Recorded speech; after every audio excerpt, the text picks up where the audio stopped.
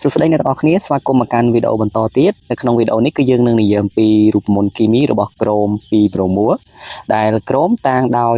អក្សរ CR មានវឡង់លេខ2ហើយប្រូមួគឺ BR មានវឡង់លេខ1ដូច្នេះដើម្បីបង្កើតរូបមន្តក្រូមពីប្រូមួ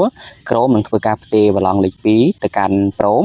ហើយប្រូមនឹងធ្វើការបដូរវឡង់លេខ1មកកាន់ក្រូមដែរអញ្ចឹងរូបមន្តដែលត្រូវចេញមកគឺយើងមានលោហៈក្រូម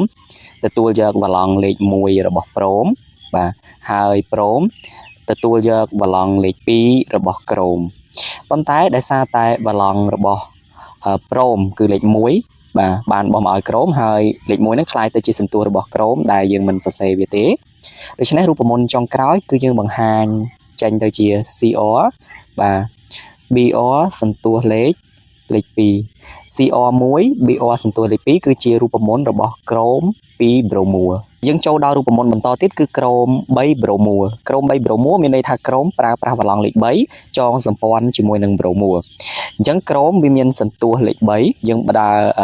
ដូរវឡង់លេខ3នេះទៅឲ្យប្រូមបាទហើយប្រូមវានឹងប្រើប្រាស់វឡង់លេខ1របស់វាផ្ទេរមកឲ្យក្រូមដូច្នេះរូបមន្តដែលចេញមកគឺ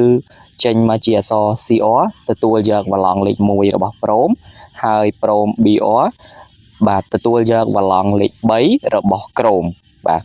តែដោយសារតែវឡង់លេខ1ឬក៏សន្ទុះលេខ1នៅក្នុងរូបមន្តយើងមិនចាំបាច់បង្ហាញទេយើងអាចឆូតចោលដូច្នេះរូបមន្តចុងក្រោយដែលត្រូវបង្ហាញគឺជាអក្សរ CR ហើយអក្សរ BR កាន់សន្ទុះលេខ3មានន័យថាក្រូមមានចំនួន1អាតូមចងសម្ព័ន្ធជាមួយនឹងប្រូមដែលមានចំនួន3អាតូមដើម្បីបង្កើតទៅជារូបមន្តរបស់ក្រូម3ប្រូមួបាទ